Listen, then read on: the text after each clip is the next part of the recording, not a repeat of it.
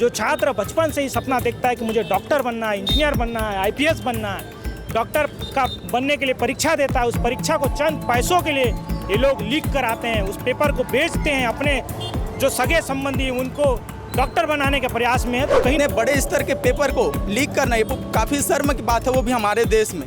और जो हमारे देश के जो केंद्रीय शिक्षा मंत्री हैं उनको तुरंत इस्तीफा दे देना चाहिए, क्योंकि ये बच्चों के भविष्य को अंधेरे में डालने का काम कर रही है। मेरे सिलेक्शन के करीबन नंबर आ रहे थे, मुझे एमबीबीएस मिल सकता था। 2-3 साल से यही चला आ रहा है कि वापस से पेपर लीक हो रहा है, तो कहीं नहीं विश्वास ख़त्म हो जाता है और आपके मेहनत पे भी पानी फिर जाता है पूरी तरीके से। नमस्कार, मैं पुष्पेंद्र सिंह ठाकुर। बस्तर वार्ता देखना शुरू कर चुके हैं आप। एमबीबीएस, बीडीएस एवं आयुष कॉलेजों में दाखिले के लिए एनटीए के द्वारा आयोजित होने वाली प्रतिष्ठित नीट एग्ज़ाम लीक होने के कारण इस परीक्षा को रद्द कर दिया गया, जिसके कारण कई जगहों पर विरोध प्रदर्शन देखने को मिल रहा है। आज नारायणपुर में एनएसयूआई के द्वारा शव यात्रा निकालकर इसका विरोध प्रदर्शन किया जा रहा है। हमारे साथ नारायणपुर के एनएसयूआई के जिला अध्यक्ष हैं। जानना चाहूँगा क्यों आज आप लोग इस प्रकार का जो कार्यक्रम कर रहे हैं। देखिए, लाखों छात्रों का भविष्य इस सरकार में बैठे हुए लोग खिलवाड़ करने का प्रयास कर रहे हैं। आज हमारे देश में नीट पेपर लीक होता है, बड़ा दुर्भाग्य की बात है।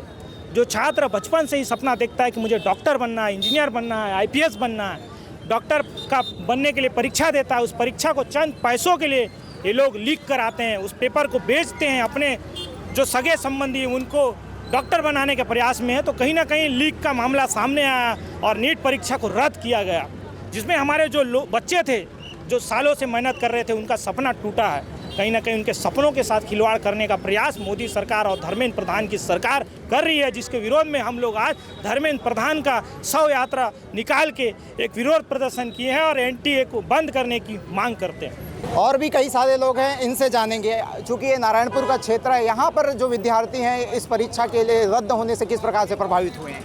काफ़ी प्रभाव हुआ है भैया कि बच्चे 2-2.5 साल से मेहनत करते हैं, वो घर से बाहर नहीं निकलते, अपना प्रिपरेशन करते हैं घर बैठ के। माँ बाप का अलग प्रेशर होता है और वो अपना वेकेशन रहता है उसको छोड़ देते हैं, और जो अपने माँ बाप, उनके जो पेरेंट्स होते हैं, जो पैसे लगाते हैं उनके ऊपर, और जो उनका समय सबसे ज़्यादा बहुमूल्य होता है, और वो मानसिक रूप से प्रिपेयर होते हैं, फिर भी उनका लास्ट में उनको ये रिज़ल्ट मिलता है कि वो पेपर लीक हो गया। ये काफ़ी दुख की बात है कि आज हमारे भारत देश में, इंडिया में, कि नीट जैसे उच्च स्तर के पेपर लीक हो रहे हैं। ये काफ़ी दुखद बात है। और जो इसके अंडर जो एनटीए इसको करवाती है, जो इसका प्लेटफॉर्म है एनटीए, जो ये नीट पेपर को कराती है, उसको तो तुरंत रद्द कर देना चाहिए, क्योंकि इतने बड़े स्तर के पेपर को लीक करना ये काफ़ी शर्म की बात है, वो भी हमारे देश में। और जो हमारे देश के जो केंद्रीय शिक्षा मंत्री हैं उनको तुरंत इस्तीफा दे देना चाहिए, क्योंकि ये बच्चों के भविष्य को अंधेरे में डालने का काम कर रही हैं। हमारे साथ ऐसे भी लोग हैं जो इस परीक्षा की तैयारी कर रहे हैं। जी, क्या नाम है आप, कहाँ से हैं आप? जी, मेरा नाम मंजीत है और मैं यहीं का ही लोकल हूँ। आप भी क्या नीट की परीक्षा की तैयारी कर रहे थे? जी, मैं 1 साल से नीट की परीक्षा की तैयारी कर रहा था। कहाँ रहकर आप तैयारी कर रहे थे? मैं ऑनलाइन माध्यम से कर रहा था, लेकिन ऑनलाइन माध्यम भी कठिन होता है। एक तरीके से खुद पे विश्वास रखना पड़ता है, खुद पे मेंटेन करना पड़ता है डिसिप्लिन, बाकी बाहर की आवाज़ों को बंद करके कम। परीक्षा हुआ था, वो कैसा गया था आपका, ये जानना चाहूँगा। परीक्षा वैसे तो बायो और केमिस्ट्री में आसान आया था पोर्शन, फिज़िक्स थोड़ा हार्ड था। कि ओवरऑल परीक्षा ठीक था, मीडियम था। लेकिन जैसे ही मामले के बारे में पता चला तो कहीं ना कहीं पेपर को रद्द होना तो बिल्कुल सही निर्णय था, लेकिन 2-3 साल से यही चला आ रहा है कि वापस से पेपर लीक हो रहा है, तो कहीं नहीं विश्वास ख़त्म हो जाता है और आपके मेहनत पे भी पानी फिर जाता है पूरी तरीके से। क्या लगता है कि आपका सिलेक्शन के लायक आपके नंबर्स क्या आ रहे थे, एक्सपेक्टेड जो नंबर आने थे?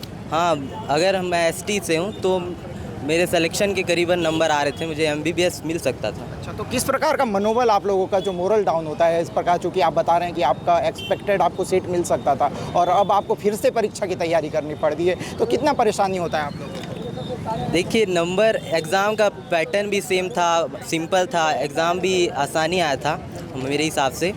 तो कहीं ना कहीं एक अपॉर्चुनिटी जो होना था वो लूज़ हो जाता है, पूरी तरीके से ख़त्म हो जाता है। इसके अलावा जब एक विद्यार्थी 1 साल तक प्रिपेयर करता है एक परीक्षा के लिए, वो काफ़ी सारे अपने जो डिस्ट्रैक्शंस हैं उनको दूर करता है, अपने जो मन की इच्छाएं हैं उनको मारता है, और उसके बाद ये होता है तो कहीं ना कहीं ख़त्म हो जाता है। ये थे चूँकि जो नीट परीक्षा के लीक होने से जो विरोध प्रदर्शन पूरे देश भर में हो रहा है, आज NSUI ने जो है केंद्रीय शिक्षा मंत्री का शव यात्रा निकालकर इसका विरोध प्रदर्शन किया और जो है केंद्रीय शिक्षा मंत्री के इस्तीफे की मांग की।